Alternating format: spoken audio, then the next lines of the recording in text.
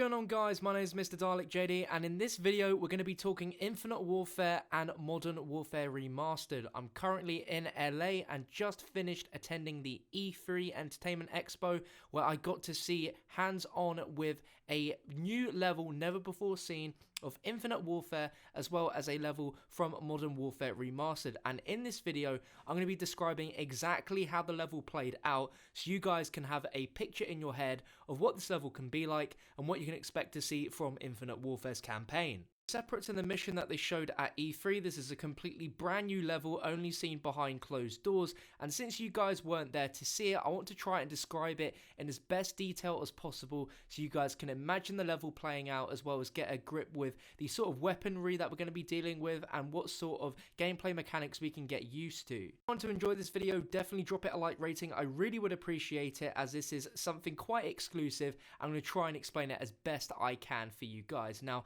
the story behind this campaign level is it's actually a very early mission in the overall campaign. This is probably one of the first few missions that you play, and this is set during a devastating attack on Geneva, Switzerland during the annual Fleet Week parade. The enemy in the game, the Settlement Defense Front, actually turns the Earth's planetary defense systems against its own ships, taking out the vast majority of the world's fleet during the international planned event in a massive surprise attack of opportunity. Where the mission begins, where us as Nick Reyes have to take the battle back to the enemy during this massive invasion. So the mission starts with us on the ground and things look very kind of foggy. There's been some sort of crazy attack, and the colours that you can see right now is a very dark, grey, gloomy. We're set in some suburban streets, there's civilians standing around everywhere, and we have like a huge gas cloud basically, and we're taking cover in these small suburban streets whilst this is going on. These civilians are being told to get off the street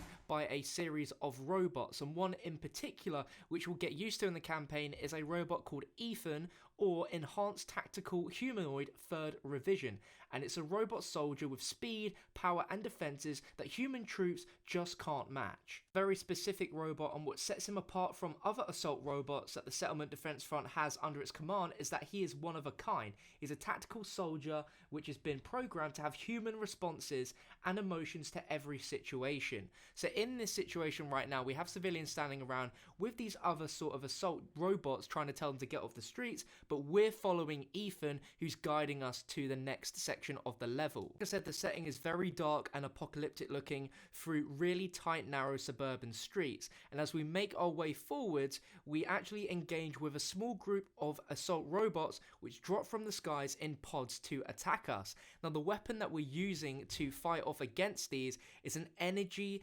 automatic SMG, which worked very, very well. I was a bit worried at first because, of course, it's this Infinite Warfare, it takes place in the future. We're going to have some futuristic weaponry, but throughout this mission, a lot of the weaponry that we did see seemed to be very classic, standard Call of Duty weapons, which were slightly futurified, but mainly contained that old classic feel. Now, we also picked up a semi-auto shotgun, which is extremely interesting because as we're engaging, we go towards this sort of huge fountain area where we go off to the right to this little area, and we can pick up the shotgun, and as we make our way through killing all these robots, there's like a little restaurant, and you can see two soldiers kind of hidden behind this window, and when you aim down the sight on this shotgun, it actually has around about 7 little red dots. So but normally you just have the one little red dot in the middle of the site, but this one is 7 small little dots that are just scattered all over the site. And when you aim down on a human, it actually focuses those 7 small dots to target specific body parts. And once you've stopped aiming down the site, you can still see those little dots on the body parts. So it makes it very accurate to just really quickly take out all those enemies and make sure those pinpoint shots. Now, throughout all of this sequence, it is boots on the ground. We're not using any crazy exo jumps or exo boosts or anything crazy like that. It's all classic boots on the ground Call of Duty, which I was very, very happy to see. Now, at one point here, we also go into this restaurant and there's a few more enemies, and we use what seems to be some sort of EMP grenade or some sort of EMP spider. It's like a huge device which you pop down on the ground, and I believe This looked very much like a spider that crawled around and went near the enemies and disabled them momentarily.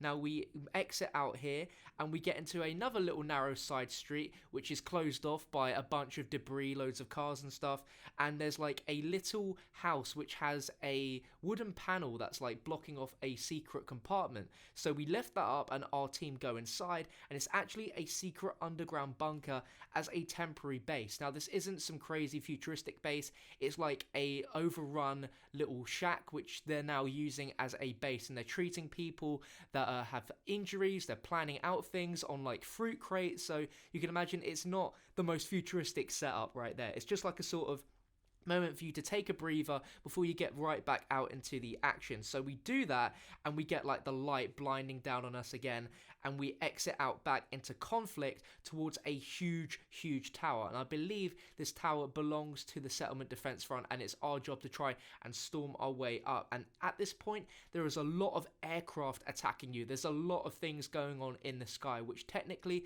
looked quite impressive to see. Now as we're making our way up, we pick up a silent sniper rifle, and to me this looked exactly like the Lynx from Call of Duty Ghosts. Like, it looked identical to the Lynx. But what was really cool about this, as it wasn't just a sniper, it was like a sniper LMG hybrid, because we put the sniper sight down and actually changed the weapon entirely to an LMG with a red dot sight, which is really cool, and it shot energy focused beams. Now this little section here, you will see in the reveal trailer, we're storming up a hill and there's a lot of stuff coming at us. There's like a huge part of a ship which rolls down, and you may see that if you remember seeing that in the reveal trailer. But we hide into what looks like a sort of another piece of a crashed ship, and we use this as like a point of cover. And from here we actually get out a little sort of document or like little touchscreen device on our wrist, and we actually hack into an enemy airship which is flying over. Now we actually take control of a robot within that little airship, and we actually cause that robot to self-destruct. And you can see like what the robot is seeing. It's just sat there with about 10 other robots in this aircraft, and suddenly the whole thing's just gone kaput, which is awesome. Now storming up this hill, according to a dev, said it's very similar to a mission from Call of Duty 2 where you have to storm up a hill. I think that's where they got the actual inspiration for this one from, which is very interesting. And at this point we're making our way up again. There's more robotic enemies coming towards us, and we use our little thing on our wrist again to remotely command our Jackal to attack from the skies above. Now the Jackal is like our own personal ship that we're going to be using throughout Infinite Warfare, and it's not just a one-off thing, it's something that you're going to be using a lot, and you get used to it a lot. And it's very cool that you can actually command that thing to fire down from the skies even when you're not inside it. Now we've taken down all the robots, we enter this tower, and this is very interesting because as we make our way into this tower, there's like a very huge space at this point, but there's these little kind of slidable doors.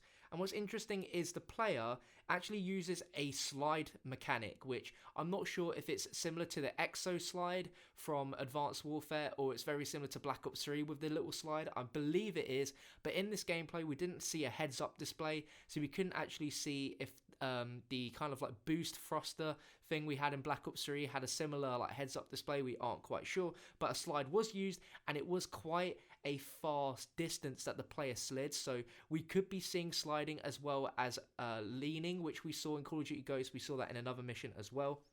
Now this is getting towards near the end where we remote control our Jackal again, and we actually make it land in front of us. So we finally jump into it, and booting up everything, we have an autopilot which is engaged. We engage our boosters, and us as well as several of our crew members fly directly up towards space. And this was really cool because it wasn't just a quick thing. It was like you get in, you're hovering up in the air, then you suddenly look straight up into the sky and just shoot up into space. And on the heads-up display, you can see booster fuel, the altitude, the mode that we're in, which is currently the launch mode, and then suddenly we have hit the Earth's atmosphere and we're in space. And you get a few seconds of just pure silence to just look at everything that's going on before suddenly we're thrown back into the action, and there's suddenly a huge rush of adrenaline and speed towards these set death ships which are currently in space that we're fighting. So there's a few epic dogfights which go on, and you see that in the E3 gameplay as well. But it's a really incredible dogfight sequence, and we were fighting off against these little ships, and eventually we go and concentrate huge fire on a huge ship until it finally blows up, and that's the first mission ended. Now, I thought this was a really cool mission to show off, and I felt this one should actually have been the one they're showing off at E3 rather than the ship assault one, because this focused more on being boots on the ground, set on Earth, and then making your way up into space, which is like, now you've taken out some of the fight here, you're now going back into space to take the fight even further forwards. What's also fairly interesting is you play as Lieutenant Reyes, but at this moment in the campaign, you're not actually Lieutenant Reyes yet. You haven't quite earned that status, which is very interesting, and it's like the first time in a Call of Duty campaign as well that rather than you playing as a soldier following a leader, you become a leader of a huge crew, which is interesting. Now, after this gameplay, we got to see the ship assault gameplay, which you guys have seen already at E3. We know a lot about that. There's no point talking about it because we all know what happens in that mission, but we got to see around about 5 minutes of Modern Warfare Remastered campaign gameplay. Now, we saw Crew Expendable, which is pretty much the actual first mission after you get past the tutorial, and my goodness, did this look amazing. There's literally everything you could ever expected it to have looked. It looks that good. Things that really stood out for me was, of course, the textures were just absolutely incredible. Stuff like little water pellets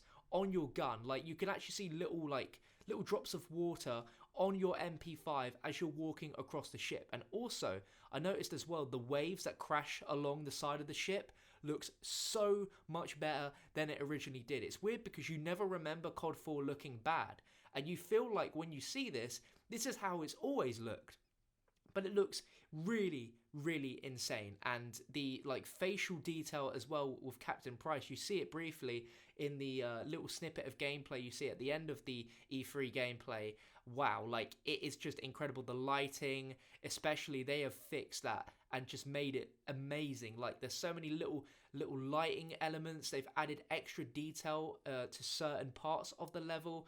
It just literally contained everything that you expect and remember so fondly, but it just looks even better. It just looked fantastic, and I can't wait to see more, and for you guys to actually get to see that as well.